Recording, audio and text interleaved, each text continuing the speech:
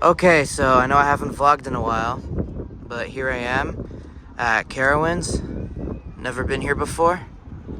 So actually, we are on a coaster trip. We went to Busch Gardens Williamsburg yesterday. We had a successful day there. Everything was open. Some rides are running one train.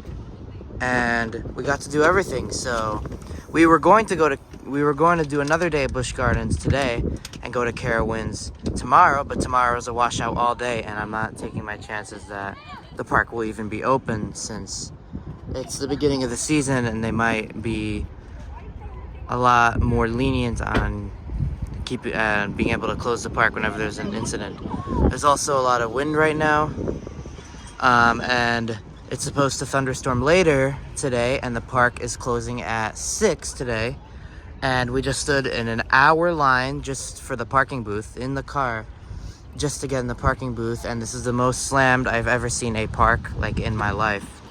And I gotta get all the rides done till 6, because I'm probably not coming tomorrow. So we're still debating whether to get the fast lane or not. Most likely I would have to, and make my wait 45 minutes instead of 3 hours. I know this is spring break here in this area, but I don't think anyone was expecting the park to be this crowded. And this year, for some reason, crowds have been just rampant. So let's see how this day goes. This will be an interesting vlog and interesting experience to put on YouTube, just to say the least. So, yeah, as you can see, the line to get in the park has extended all the way here. So, doesn't look like I have the best luck today, unfortunately. I'm gonna try to get at least one ride today on Fury, if I could get a ride on anything today, even with the fast lane. But I'm definitely planning on doing an on-ride reaction on Fury and telling you guys how it holds up. I personally think it's going to be overrated because I find a lot of B&Ms overrated. Coaster enthusiasts boast about how great B&Ms are, and then I find them to be overrated at the end. So my expectations aren't too high for this.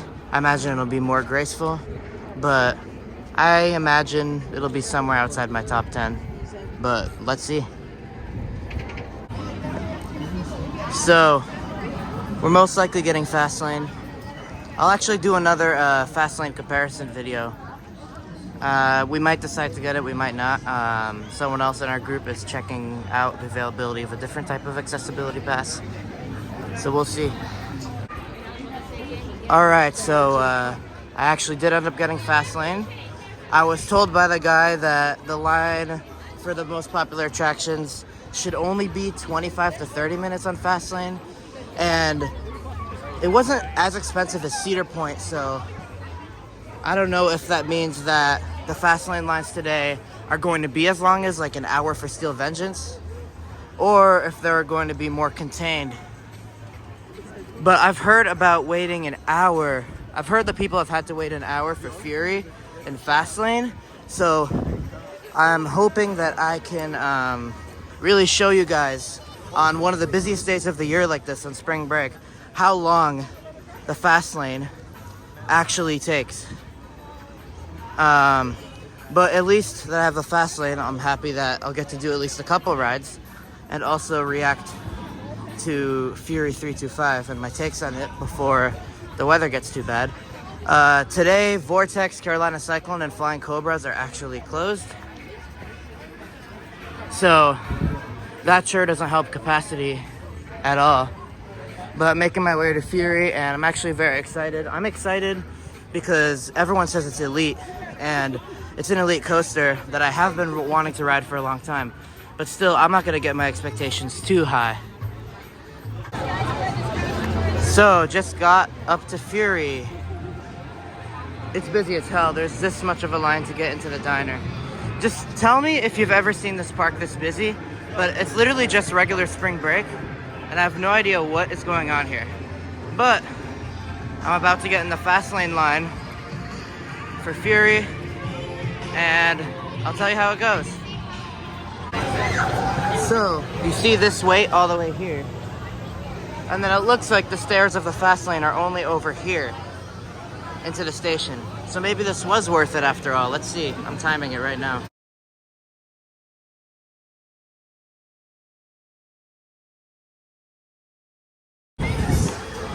So, as I was saying, it's just pure fun. The speed that you feel during the ride is pure fun, but it's not very intense and rapid fire, which is really what I like in a ride, like something like Pantheon or Sky Rush. So what I was surprised about was each moment had some pretty good laterals. I was sitting at the side of the train, so maybe that's why. But and also those 3 camelbacks at the end, strongest airtime I felt on a B&M by far. It starts with floater, but then it ends up with ejector at the end, like on the descent. But still, there's nothing like, this is probably like top 10 worthy, but like, I'm saying like probably like a number 10 or 9 around there. It's like I said, I've ridden, this is my actually 202nd credit, and I've ridden, I mean, 202 coasters, like I said, so I would say number 10 is pretty good.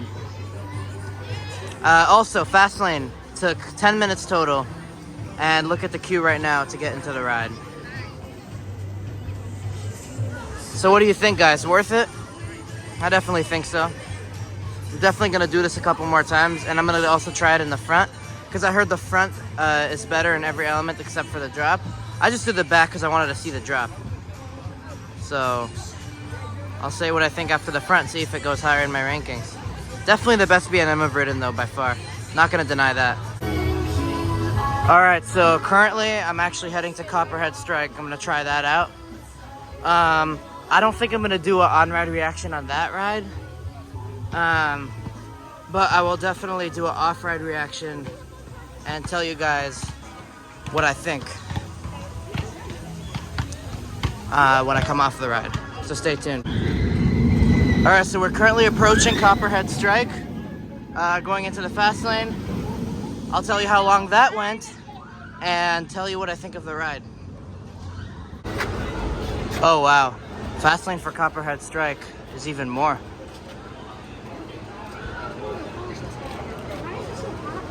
I'll time it, see how much it takes. Looks like this ride doesn't have good capacity. Running 2 trains most likely.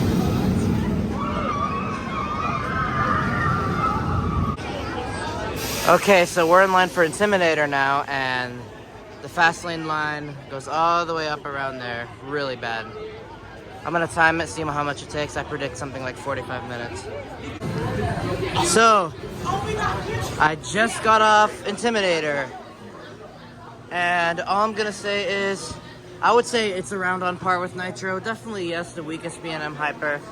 I feel like some of the airtime hills though, like going down on the descent, were a bit stronger than on Nitro. But Nitro has more variety. It has that helix and everything. And the trims, yeah, just slowed everything down unnecessarily. So I basically stand with what most coaster enthusiasts say about this ride. Not the best, but it's still pretty fun. It's not horrible.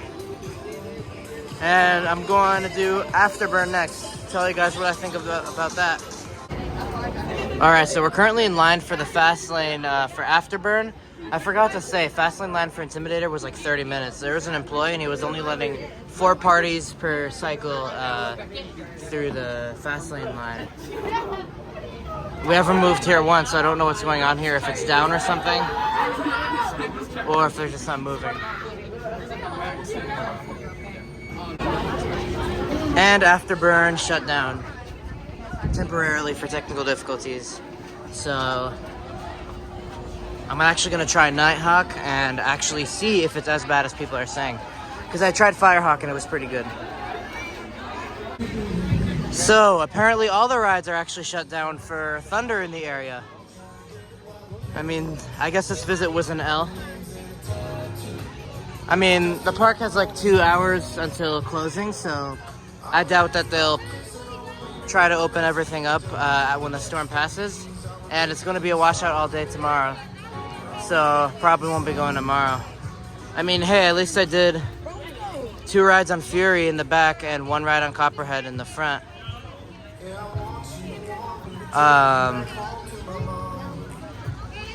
And oh, I forgot to talk about Copperhead. So, Copperhead Strike, one of the most underrated coasters, if not the most underrated coaster I've ridden.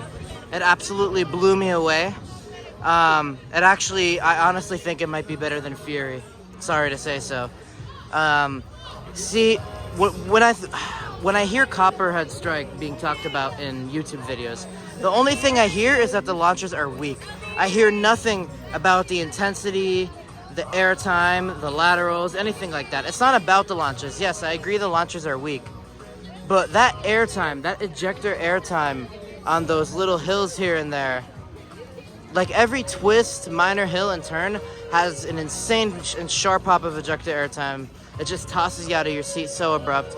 And actually, that hang time moment, that moment after the second launch, that's the only time where I felt ejector hang time. It means that while I got pulled into the inversion, I got ejected upside down out of my seat.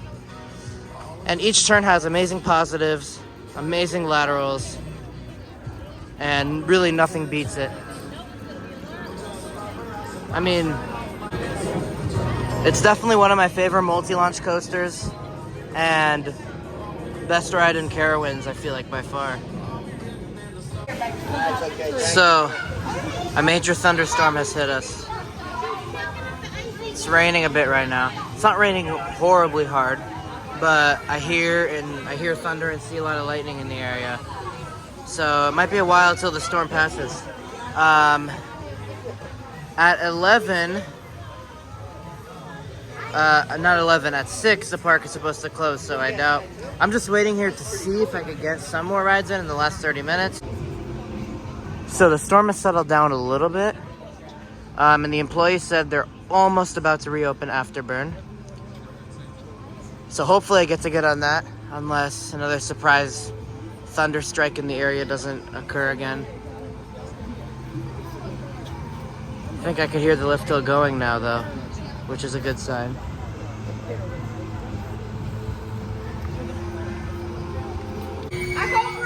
So they just let us in.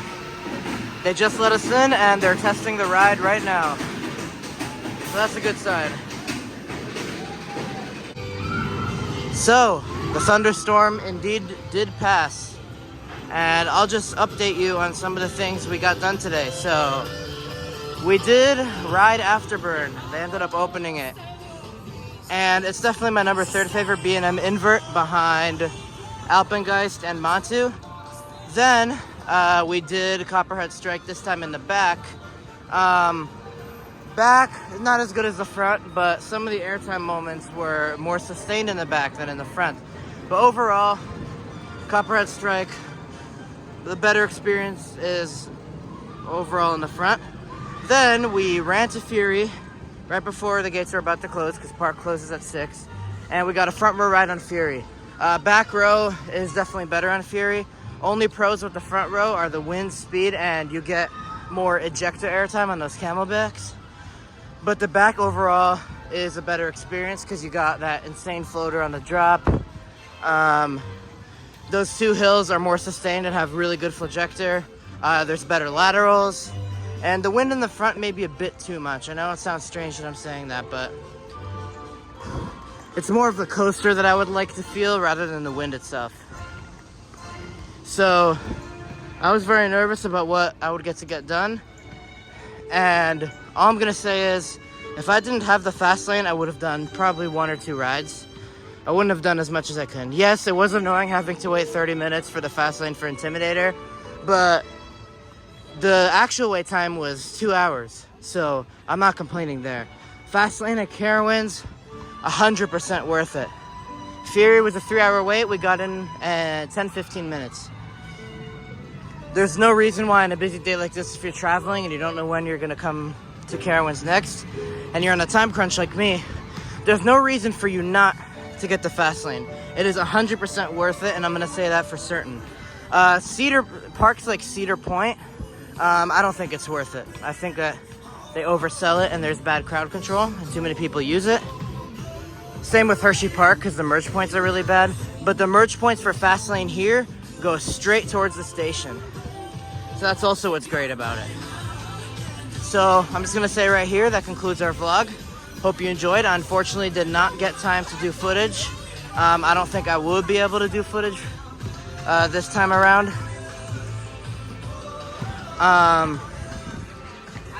And thanks for watching. See you all next time.